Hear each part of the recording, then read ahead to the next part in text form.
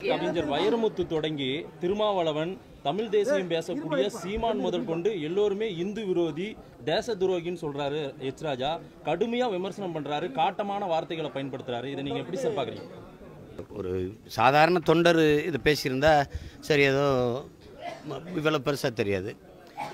ஒரு நாட்டையே ஆளக்கூடிய ஒரு கட்சி, அதனுடைய மூத்த தலைவர், தேசிய செயலராக இருப்பவர் இவ்வளோ கண்ணியமற்ற வார்த்தைகளை விமர்சிக்கிறது. இப்போ எங்களை போன்றவர் எப்போவுமே பேசுவார், அது நாங்கள் இந்து மத எதிரிகள்னு அது அவங்க சொல்லுவாங்க.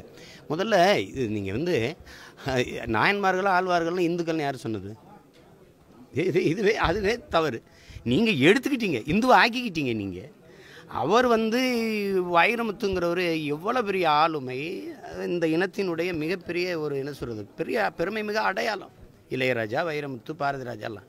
அது வைரமுத்துங்களுடைய ஆற்றல் என்ன, அவர் வயசை மீறி படைச்சது. அவர் ஒரு வருஷத்துக்கு ஒரு புத்தகம். அது கள்ளிக்காட்டு இதிகாசம், கருவாச்சி காவியம், இன்றைக்கி தண்ணீர் தேசம், மூன்றாம் உலக போரெல்லாம் காலம் கடந்து பல ஆயிரம் ஆண்டுகள் இருந்து வாழ போகிற காவியங்கள். அவ்வளவு படைத்த ஒரு படைப்பாளி, ஒரு தமிழ் பேரறிஞர். அவருக்கு உலக இலக்கியம் பேசுவார், உலக வரலாறு பேசுவார், மருத்துவம் பேசுவார், வேளாண்மை பேசுவார். அவர் தெரியாதே இல்லை. அவர் ஆண்டாளை பற்றி பேசும்போது அமெரிக்காவில் இருக்கிற ஒருத்தர் இப்படி ஒரு ஆய்வு கட்டுரை வச்சுருக்கிறாருன்னு அந்த மாதிரி சொல்லப்பட்டதாக சொல்கிறாரு. அதுக்கு பாருங்கள், அவர் உடனே அதுக்கு எதிர்வினே ஆற்றலை, மனது காயப்படுத்தின்னு தான் நான் வருத்தம் தெரிவிக்கிறேன்ட்டார். அதை சொல்லிட்டார். அதுக்கப்புறம் நீங்கள் அலைபேசியில் அவரை எடுத்து பேசுகிறது, அநாகரிகமாக அது பண்ணுறது, அவ்வளோ பெரிய ஒரு மனிதனை இவர் அவர் ஒரு தடவை அவர் பதிவு பண்ண அந்த வார்த்தைக்கு பல தடவை அந்த மேடையில் அவ்வளோ கொச்சையாக வைரமுத்து அம்மா பேசினானா, என் அம்மா பேசினானா, உங்கள் அம்மா பேசினானா, அது எப்படி இருக்கும் பாருங்கள். அது கேட்குற ஒருத்தருக்கு இதை நான் என்ன கேட்குறேன்னா, இவ்வளவு கண்ணியமற்ற வார்த்தைகள் இப்படி விமர்சிக்கிறத அந்த கட்சியில் இருக்க மூத்த தலைவர்களாக அதை ஏற்கிறாங்களா? இப்போ குறிப்பாக எங்கள் அம்மா தமிழிசை, எங்கள் அண்ணன் பொன் ராதாகிருஷ்ணன், ஐயா இலக்கணேசன் போன்றவர்கள், அம்மா வானதி போன்றவர்களாம் இதை ஏற்கிறாங்களா? இது எப்படி இந்த கோபம் எங்களுக்கு மட்டும்தான் வரணுமா, அவங்களுக்குலாம் வராதா? பேசுனா ஏன் அப்படி பேசுனீங்க? நீங்கள் ஒரு பதில் கற்று எழுதுங்க. அவர் எழுதின தினமணியில் அல்லது அவர் எங்கே பேசினாரோ அதே இடத்துல நீங்கள் திருப்பி ஒன்று எழுதுங்க. அதான சரியான கருத்து முதலுக்கு கைகலப்பு இது எப்படி சரியாக வரும்? நீங்கள் பேசுங்க, நீங்களும் பேசுங்க. அப்படி இல்லை, வைரமுத்து அவர்கள் சொன்னது தப்பு, ஆண்டாளை பற்றி அவர் சொன்ன கருத்து தவறு, இந்தாங்க இதுதான் சான்று, அப்படி பதிவு பண்ணுங்க. அதுக்கு தானே ஜனநாயகம் இருக்குது, அதுக்கு தானே கருத்து சுதந்திரம் இருக்குது.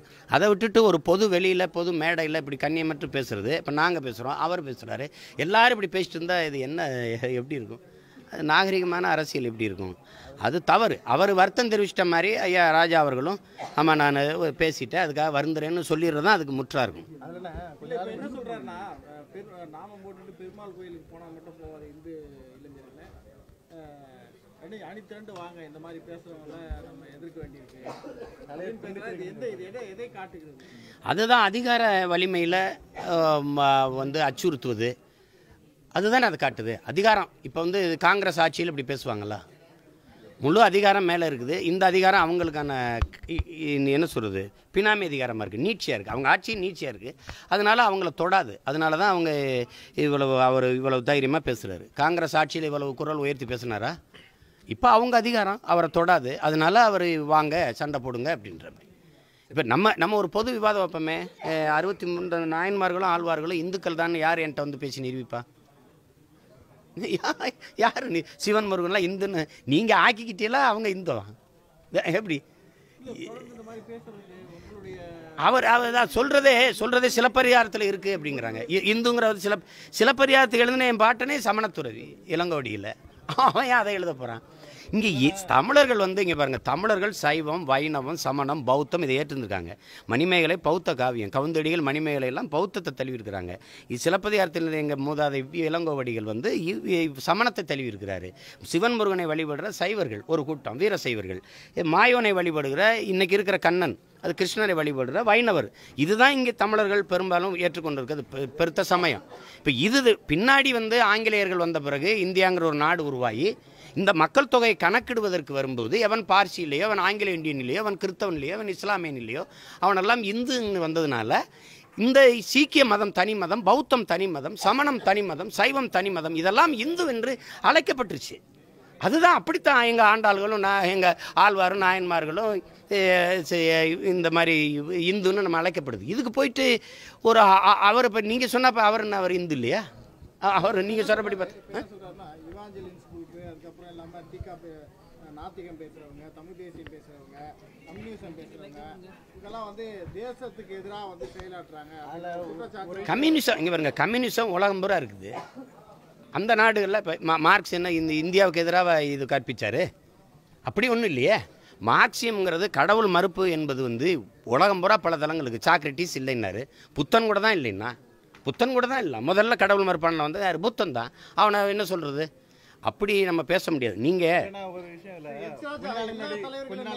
எல்லா தலைவர்களுமே இந்த மாதிரி தரக்குறைவாக தொடர்ந்து பேசுகிறாரு. எல்லா தலைவர்களுடைய என்ன செய்ய போறீங்க? அது ஒன்றுமே பேச முடியாது. இப்போ ஐயா சுப்பிரமணிய சாமி வந்து எங்களெல்லாம் பொறுக்கிம்பாரு. நம்ம அதுக்கு எதிர்வினை ஆற்றுறது நமக்கு அநாகரியம். இப்போ ஐயா எச் ராஜா வந்து அப்படி தான் பேசுவாங்க. அப்படிங்கும்போது சரி விட்டுற வேண்டியதான். அது போய் அவர் என்ன செய்யறது? அவங்க கட்சி தான் அவரை கண்டிக்கணும், சொல்லணும், இப்படி பேசாதீங்க, இது முறையல்ல, அது அநாகரியமாக இருக்குன்னு அவங்க தானே சொல்லணும், பெரியவங்க சொல்லணும். அந்த மூத்த தலைவர்கள் அவர் வயது ஒத்த தலைவர்கள் என்ன இப்படி பேசுகிறீங்கன்னு சொல்லணும். அவங்க அதை ரசிக்கிறாங்க. இந்தியாவும் இலங்கையும் கிரிக்கெட் விளையாண்டா இந்தியா ஜெயிக்கணும் தான் இலங்கை தமிழர்கள் நினைப்பாங்கன்னு சொல்கிறீங்க. ஆனால் மீனவர்கள் பிரச்சனைன்றப்ப இலங்கை தமிழர்களும் தமிழர்களும் தானே சண்டை வருது. அது மட்டும் ஏன் அது கட்டமைக்கப்படுது? எனக்கு தெரியாதா? சொல்லப்படுது. நீங்கள் வந்து இங்கே பாருங்கள், அவன் திட்டமிட்டு வந்து இலங்கை துணை தூதரகத்துக்கு இங்கே இருக்கிற துணை தூதரகத்துக்கு எப்போவுமே தமிழரை போடுவான். இப்போ கிருஷ்ணமூர்த்தியை போட்டிருக்கான். அவர் எங்கள் ஊர் சிவகங்கைக்காரரு. இதுக்கு முன்னாடி இருந்ததை ஒரு இஸ்லாமியர் தான் துணை தூதராக போட்டான். தமிழ் இஸ்லாமியர் அவர். ஏன்னா நாங்கள் கோபம்னா அவரை தாக்கி எங்களுக்குள்ள அடிச்சுக்கோன்ட்டு. என்னைக்கு எங்கள் ஆளுங்க மீன் பிடிக்கிறதுக்கு வந்து தண்டப்பட்டான்? நீங்கள் என்ன நீங்கள் சொல்கிறத பார்த்தா அப்படின்னா தமிழர்கள் மட்டும்தான் இங்கே மீன் பிடிக்கிறாங்க, சிங்கள மீனவர்கள் யாருமே இல்லைங்கிற மாதிரி நீங்கள் காட்ட வர்றாங்க. சிங்களர் யாரும் மீன் பிடிக்கலையா? பிடிக்கிறான்ல. அப்போ ஏன் தமிழ் மீனவர்களுக்கு அவங்க தான் மோதிக்கிறாங்கன்னு ஏன் காட்டுற? அவ்வளவு தமிழ் மீனவரும் அக்கறை இருந்தால் என் 10 லட்சம் தமிழனை கொன்ன தமிழன் மீனவனுக்காக இந்த கடல் எல்லையை பாதுகாத்து அந்த உரிமையை காப்பாற்றணும்னு நினைக்கிறேன். நீ ஏன்னா இத்தனை லட்சம் பேரை கொன்னா என்ன பதில் இருக்க?